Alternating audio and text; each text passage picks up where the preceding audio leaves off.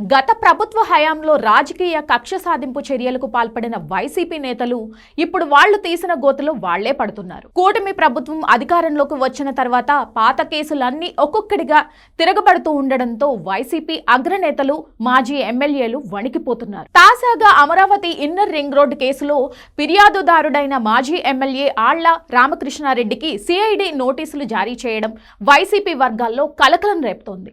ఒకవైపు అక్రమ కేసుల బూమ్రాంగ్, మరోవైపు దర్యాప్తు సంస్థల వరుస నోటీసులతో వైసీపీ నేతలు ఇప్పుడు వరుసగా విచారణలను ఎదుర్కోవాల్సిన దుస్థితి నెలకొంది. చంద్రబాబు నాయుడు గారిని ఇబ్బంది పెట్టడమే లక్ష్యంగా హెరిటేజ్ భూముల కోసం ఐఆర్ఆర్ అలైన్మెంట్ మార్చారంటూ ఆళ్ల రామకృష్ణారెడ్డి గతంలో ఫిర్యాదు చేశారు. అయితే ఈ కేసులో ఎటువంటి ఆధారాలు లేకపోవడంతో సిఐడి దీనిని మిస్టేక్ ఆఫ్ ఫ్యాక్ట్ అంటే వాస్తవాలను తప్పుగా అర్థం చేసుకోవడంగా పరిగణించి కేసును క్లోజ్ చేయాలని నిర్ణయించింది. కేవలం రాజకీయ ప్రయోజనాల కోసం తప్పుడు ఆరోపణలు చేసి వ్యవస్థలను తప్పుదోవ పట్టించారని ఇప్పుడు స్పష్టమవుతుంది. ఈ క్రమంలోనే కేసు మూసివేతపై ఏవైనా అభ్యంతరాలు ఉంటే ఏసీబీ కోర్టులో తెలుపుకోవాలి అంటూ ఆళ్లకు నోటీసులు ఇవ్వడం గమనార్హం.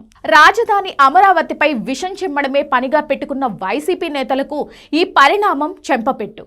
ఐఆర్ఆర్ కేసులో ఎలాంటి అక్రమాలు జరగలేదని దర్యాప్తు సంస్థ నిర్ధారించడంతో గత 5 ఏళ్లుగా వైసీపీ చేసిన దుష్ప్రచారం బట్టబయలైంది.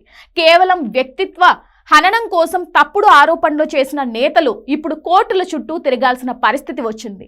వరుసగా ఫ్యాన్ పార్టీ నేతలు విచారణలకు హాజరవుతూ ఉండడం, తప్పుడు కేసులు వీగిపోతూ ఉండడం వైసీపీ నైతిక పతనాన్ని సూచిస్తోంది.